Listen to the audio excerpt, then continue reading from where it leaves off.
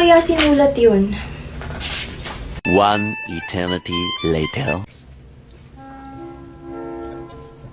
May digital notebook ang Kwento Pro. Hindi mawawala ang mga notes mo doon.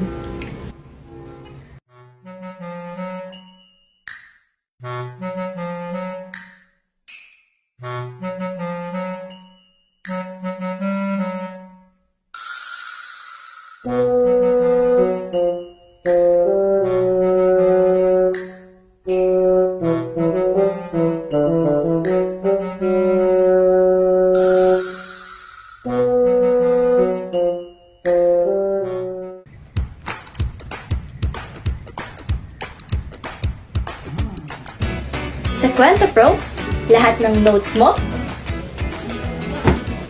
nasa iisang digital notebook lang.